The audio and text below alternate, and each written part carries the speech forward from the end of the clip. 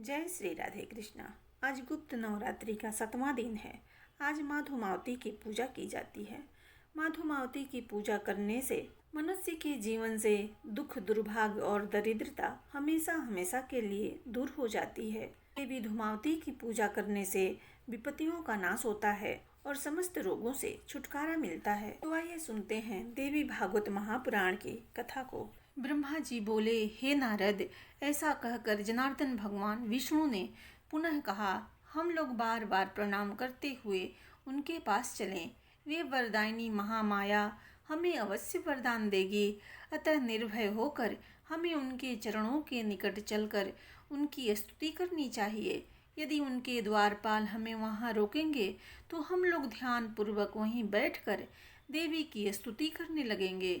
ब्रह्मा जी बोले, भगवान विष्णु के ऐसा कहने पर मैं तथा शिव हम दोनों प्रसन्नता से गदगद होकर शीघ्र ही उनके निकट जाने को उत्सुक हो गए। विष्णु से ठीक है ऐसा कहकर हम तीनों शीघ्रता पूर्वक विमान से उतरकर मन ही मन अनेक तर्क वितर्क करते हुए भगवती के द्वार पर ज्यों ही पहुँचे त्यों ही द्वार पर स्थित हम सभी को देखकर मंद मुस्कान करके उन भगवती ने हम तीनों को स्त्री रूप में परिणित कर दिया। हम लोग नाना प्रकार के आभूषणों से अलंकृत रूपवती युवती बन गए और अत्यंत आश्चर्यचकित होकर उन महामाया भगवती के पास पुनः गए।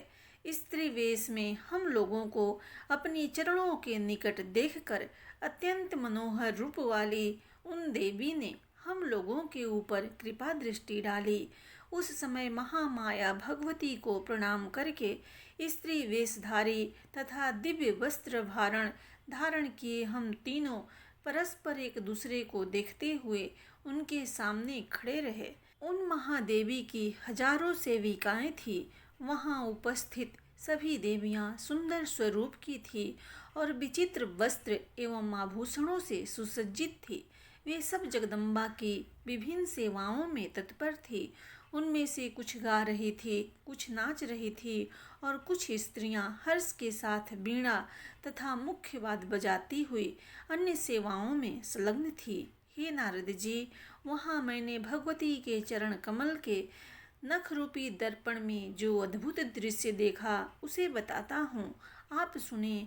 वहाँ मुझे समस्त स्थावर जंगमात्मक ब्रह्मांड, मैं ब्रह्मा, विष्णु, शिव, वायु, अग्नि, यम, सूर्य, वरुण, चंद्रमा, विश्वकर्मा, कुबेर, इंद्र, पर्वत, समुद्र, नदियाँ, गंधर्व, अप्सराएं, विश्वावसु, चित्रकेतु, श्वेत चित्रांगद, नारद, तुम्बुरु, हा हु, दोनों अश्विनी कुमार, अष्टम वसु, साध्य सिद्धगण, पीतर, शेष आदि नाग, सभी किन्नर, उरग और राक्षस गण दिखाई दे रहे थे। वैकुंठ, ब्रह्मलोक तथा पर्वत श्रेष्ठ कैलाश, इन सब को हमने उनके पदनख में विराजमान देखा।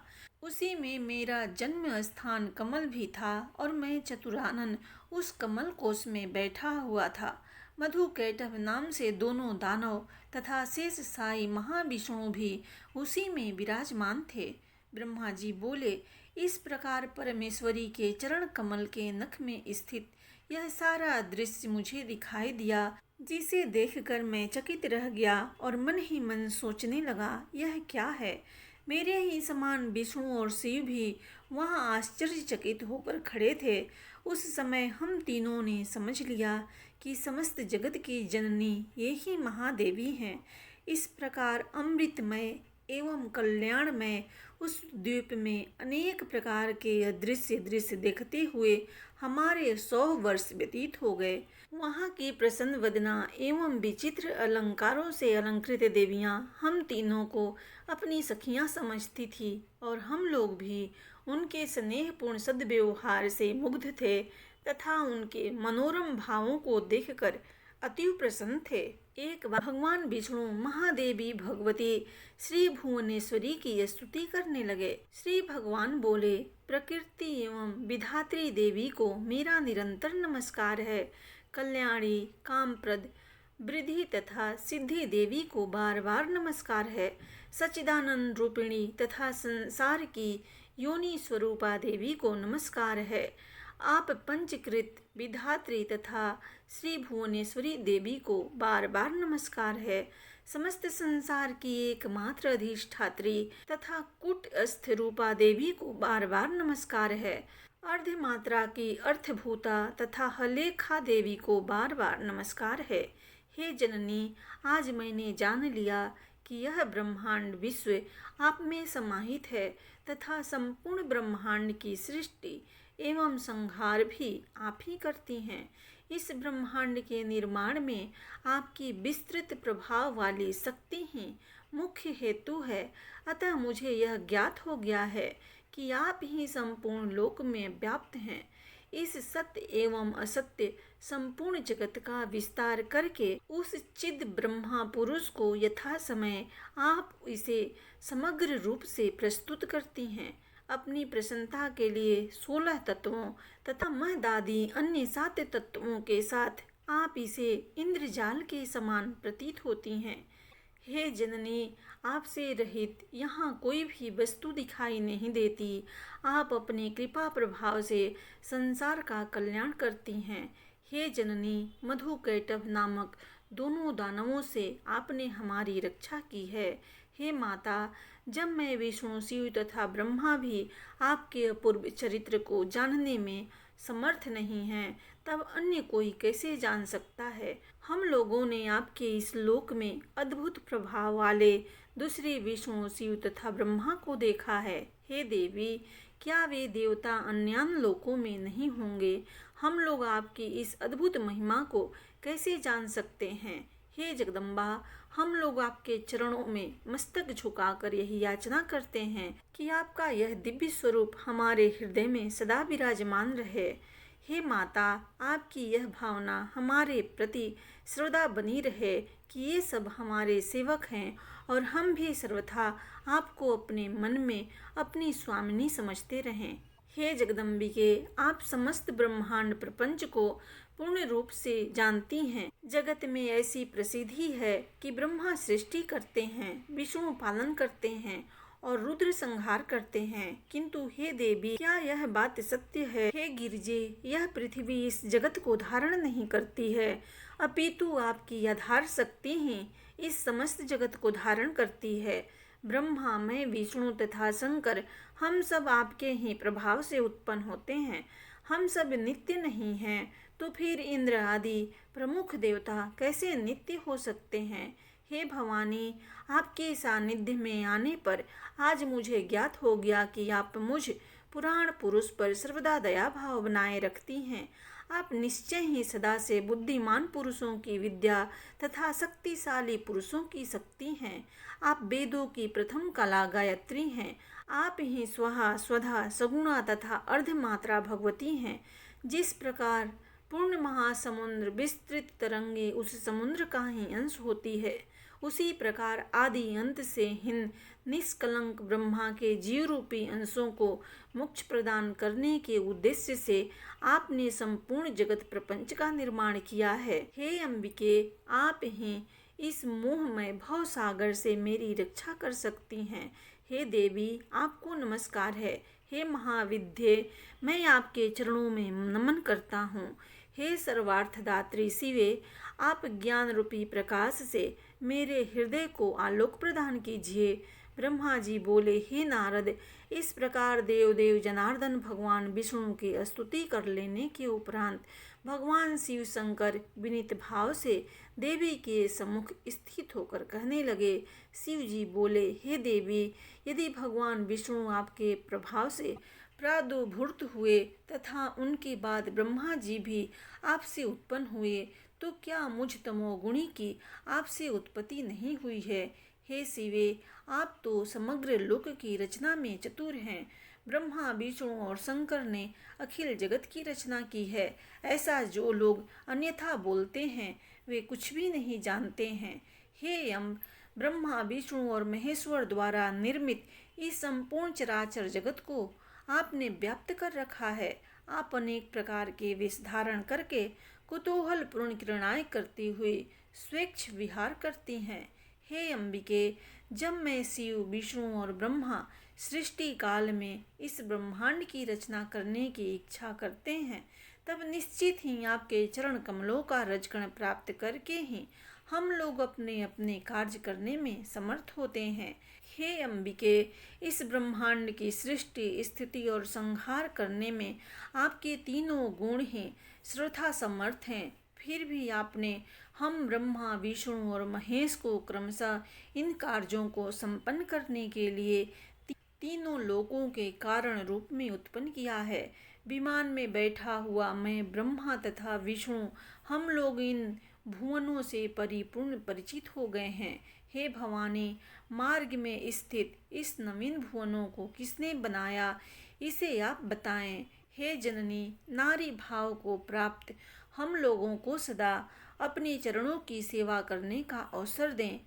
हे यम, हे शिवे, आपके चरण कमलों को त्याग कर यह नर देह प्राप्त करके तीनों लोकों का स्वामित्व प्राप्त करके भी समस्त लोकों में कहीं भी रहने की मेरी रुचि नहीं है। हे अंबिके, स्त्री रूप पाकर मैं भव बंधन से मुक्त करने वाले आपके चरण कमलों से परिचित हो गया हूँ। आपकी कृपा से तीनों लोकों में मेरा सुयश स्थिर रहे। हे जननी, जो शुद्ध चित्त वाले मुनि आपके चरण कमल की सेवा त्याग कर केवल तपश्चर्या में लगे रहते हैं, वे निश्चित रूप से विधाता के द्वारा ठगे गए हैं। देवी, यदि आप मेरे प्रति दयालु हैं तो मुझ पर दया कीजिए और अपना निर्मल अभ्युदय, सर्वश्रेष्ठ एवं विषाद नवारण मंत्र मुझे प्रदान कीजिए, जिससे उसका निरंतर जप करके मैं सर्वदा के लिए सुखी हो जाऊं।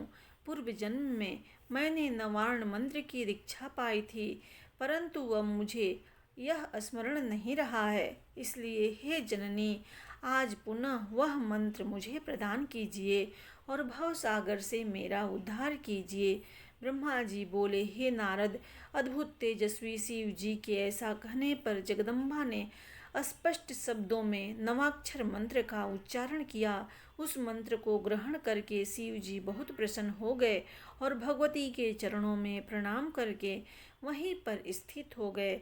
उस समय संपूर्ण कामनाओं को पूर्ण करने में समर्थ, मुक्ति प्रदायक तथा शुभ उच्चारण से संपन्न उस बीज युक्त नवाक्षर मंत्र का जप करते हुए शिव जी वहाँ विराजमान रहे। संसार का कल्याण करने वाले शिव जी को इस प्रकार बैठा देखकर मैं उन महामाया के चरणों के समीप बैठ गया और उनसे कहने लगा, हे जननी, वेद सभी लोगों को धारण करने वाली तथा सनातनी, आप भगवती की कल्पना करने में अकुशल हैं, ऐसी बात नहीं है। मैं धन्य हो गया हूँ और आपकी कृपा से ही यथा तथ्य के ज्ञान में निपुण हो गया हूँ। संसारिक भय का नाश करने में दक्ष मुक्तिदायिनी आप परमेश्वरी से मैं यही प्रार्थना करता हूँ कि मोह निर्मित महादुखदायी भव बंधन से मुक्त करके आप मुझे अपनी भक्ति से समन्वित कीजिए। हे जननी, आपका जन्म कहाँ हुआ,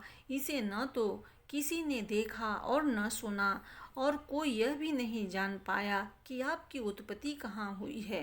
हे भवानी, एकमात्र आप ही आद्य शक्ति हैं। एवं वेदों ने इसी रूप में आपका वर्णन किया है।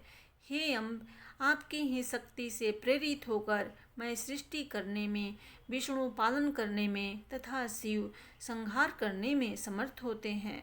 आपकी शक्ति से विलग रहकर हम लोग कुछ भी करने में समर्थ नहीं हैं। हे माता, आप स्वयं ही अपने मुख से मेरी शंका का निवारण करने की कृपा करें। आप पुरुष हैं अथवा स्त्री, यह मुझे विस्तार पूर्वक बताएं, जिससे मैं आप परम शक्ति को जानकर भवसागर से मुक्त हो जाऊं।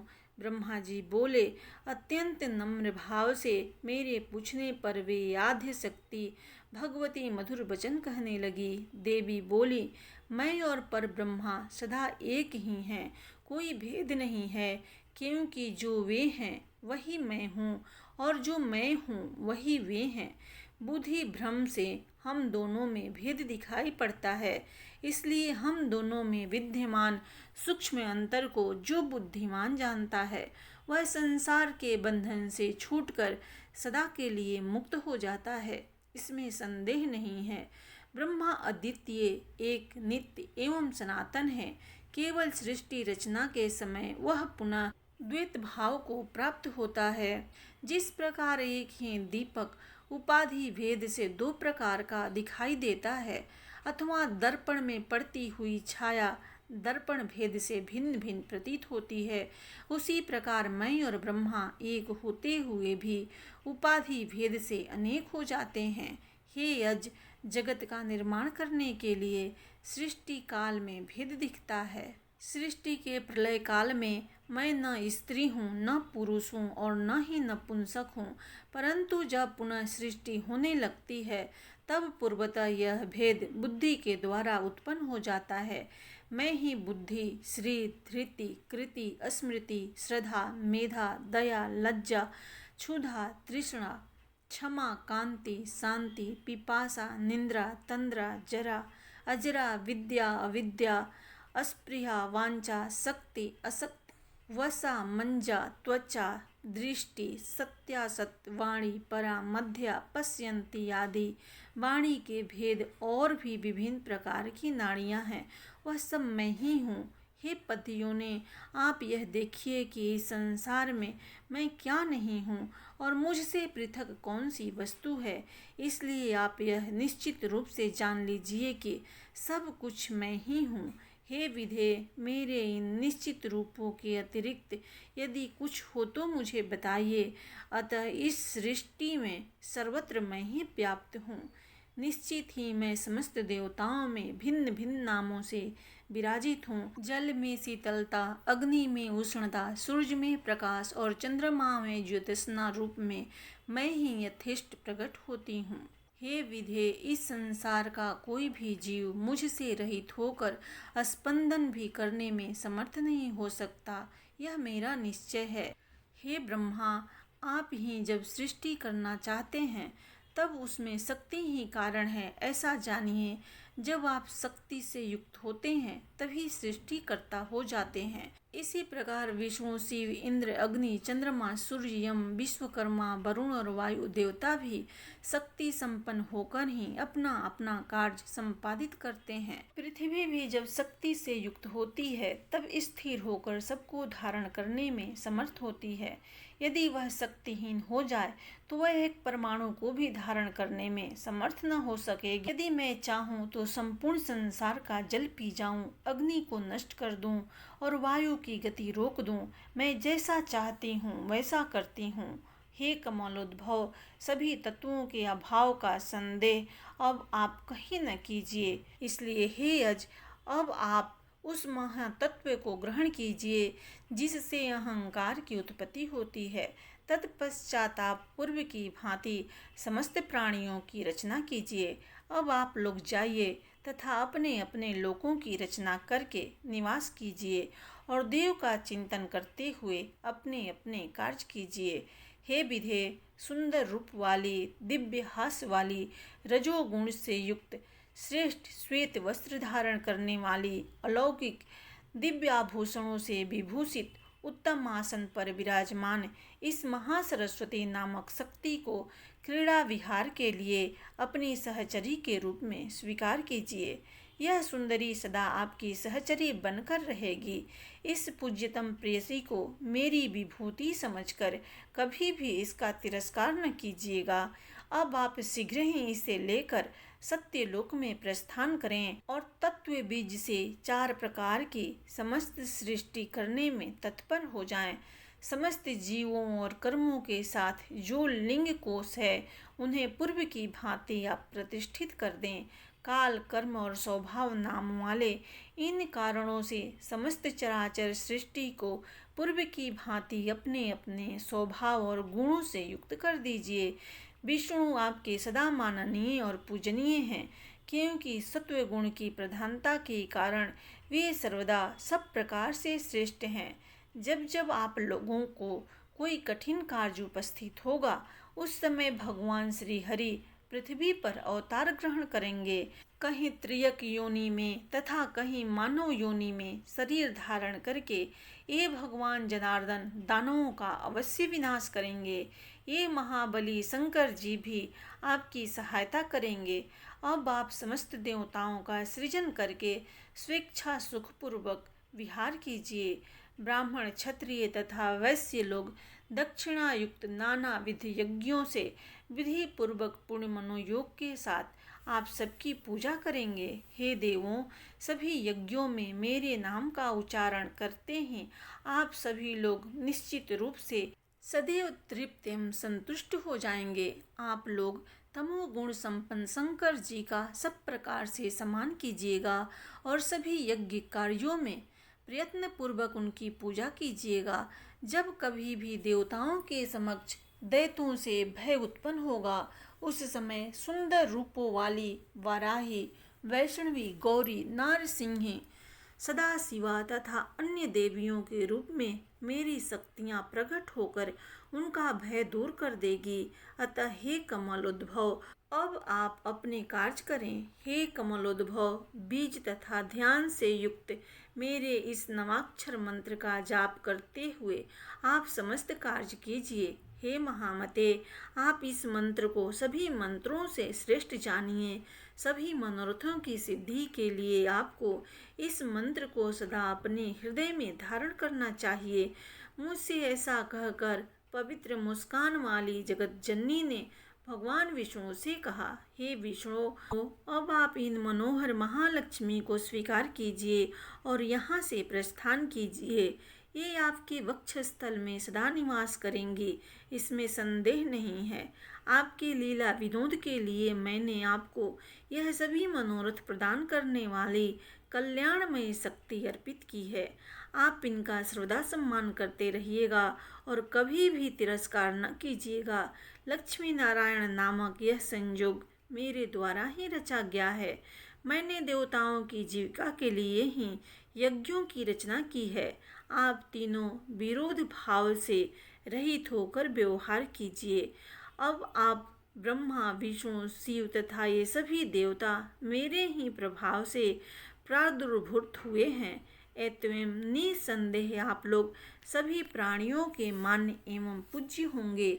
जो अज्ञानी मनुष्य इनमें भेदभाव करेंगे, वे इस विभेद के कारण नरक में पड़ेंगे, इसमें संदेह नहीं है। जो विष्णु हैं वे ही साक्षात शिव हैं और जो शिव हैं वे ही स्वयं विष्णु हैं। इन दोनों में भेद करने वाला मनुष्य नरकगामी होता है। ब्रह्मा जी के संबंध में भी ऐसा ही जानिए, इसमें कोई संदेह नहीं है। हे विष्णु, गुणों के कारण इनमें जो भेद है उन्हें आपको बता रही हूँ, आप सुने। परमात्म चिंतन की दृष्टि से आपका मुख्य गुण सत्वगुण है। दूसरे रजोगुण तथा तमोगुण आपके लिए गौण है। एवं विभिन्न भेद युक्त विकारों में रजोगुण से संपन्न होकर आप इन लक्ष्मी के साथ विहार कीजिए। हे लक्ष्मीकांत, मेरे द्वारा आपको दिया गया वाग्य बीज, कामराज तथा तृतीय माया बीज है।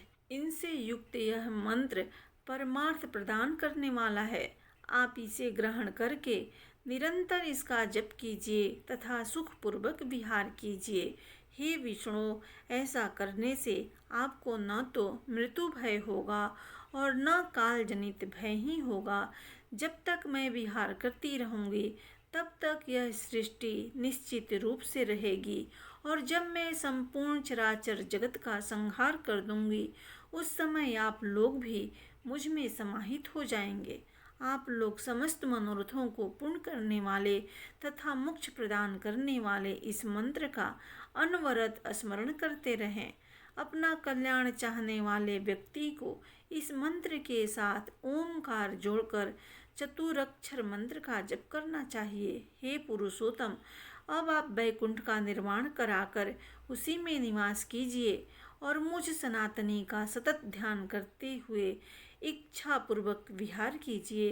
ब्रह्मा जी बोले, हे नारद, विष्णु से ऐसा कहकर उस त्रिगुणात्मिकता तथा त्रिगुणा परे प्रकृति ने देवाधिदेव शंकर से अमृतमय वचन कहा। देवी बोली, हे हर, आप इन मनोहरा महाकाली गौरी को अंगीकार कीजिए और कैलाश शिखर की रचना कराकर वहाँ सुखपूर्वक विहार कीजिए।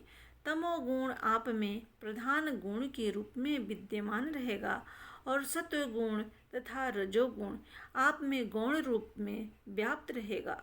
रजोगुण और तमोगुण के द्वारा दैत्यों के विनाश के लिए आप वहाँ विहार करें। और हे सर्वे, परमात्मा का स्मरण ध्यान करने के लिए आप तप कर चुके हैं। आप शांति प्रधान सत्वगुण का अवलंबन कीजिए। हे अनग, त्रिगुणात्मक आप तीनों देवता सृष्टि, पालन एवं संहार करने वाले हैं। संसार में कहीं भी कोई भी वस्तु इन तीनों गुणों से रहित नहीं है। जगत की जितनी भी दृश्य वस्तुएं हैं वे सब त्रिगुणात्मिक है। इस संसार में ऐसी कोई भी दृश्य वस्तु गुण रहित न हुई और न होगी।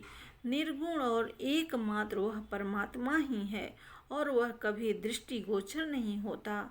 हे शंकर, समय आने पर मैं श्रेष्ठ रूपा ही वह सगुणा या निर्गुणा हो जाती हूँ। हे शंभो, मैं सर्वदा कारण हूँ, कार्य कभी नहीं। किसी कारण विशेष से मैं सगुणा होती हूँ तो उस परम पुरुष के सानिध्य में निर्गुणा रहती हूँ। महातत्व, अहंकार, तीनों गुण और शब्द आदि विषय कार्य कारण भाव से निरंतर गतिशील रहते हैं। सत्य से अहंकार उत्पन्न होता है, इसलिए मैं सिवा सबका कारण हूँ। अहंकार मेरा कार्य है और वह त्रिगुणात्मक रूप में प्रतिष्ठित है। उस अहंकार से महत्तत्व उत्पन्न होता है, उसी को बुद्धि कहा जाता है। वह महत्तत्व कार्य है तथा अहंकार उसका कारण है। इसी अहंकार से तन्मात्राओं की सदा उत्पत्ति होती है। वे तन्मात्राएं पृथ्वी, जल आदि पंच महाभूतों का कारण है। सबके सृजन में 5 कर्मेंद्रियां, 5 ज्ञानेंद्रियां, 5 महाभूत और 16 मन, यह षोडशात्मक समूह कार्य और कारण रूप होता है। वह आदि पुरुष परमात्मा न कार्य है और न कारण। हे शिव, सबकी प्रारंभिक सृष्टि की उत्पत्ति का यही क्रम है। अभी मैंने आप लोगों की यह उत्पत्ति परंपरा संक्षेप में कही, इसलिए हे श्रेष्ठ देव, अब आप लोग मेरा कार्य संपन्न करने के लिए इस विमान से प्रस्थान करें। जब आप लोगों पर कोई संकट आएगा तब मैं स्मरण मात्र से तत्काल आप लोगों को दर्शन दूंगी। अतः हे देवों, आप लोग सर्वदा मेरा तथा सनातन परमात्मा का स्मरण करते रहें। हम दोनों के स्मरण से ही निसंदेह आप लोगों की कार्य सिद्धि होगी। ब्रह्मा जी बोले, हे नारद, ऐसा कहकर भगवती ने अपनी अद्भुत शक्तियाँ प्रदान कर हमें विदा किया। विष्णु को महालक्ष्मी, शिव को महाकाली और मुझे महासरस्वती प्रदान करके उस स्थान से विदा कर दिया। उनके स्वरूप तथा अत्यंत अद्भुत प्रभाव का स्मरण करते हुए अन्य स्थान पर पहुंचकर हम लोग पुनः पुरुष रूप में हो गए। तब लौटकर हम तीनों पुनः उसी विमान में बैठ गए। हमने देखा कि वहाँ न तो वह मणि द्वीप है, न वे महामाया है और न वह सुधा सागर है। उस समय वहाँ उस विमान के अतिरिक्त और कुछ दृष्टिगोचर नहीं होता था। उस विशाल विमान में बैठकर हम तीनों पुनः उसी महासागर में विद्यमान उस कमल के निकट पहुँचे जहाँ भगवान विष्णु ने मधुकैटभ नामक दुर्धर्ष दैत्यों का वध किया था। प्रेम से बोलिए माता भगवती की जय।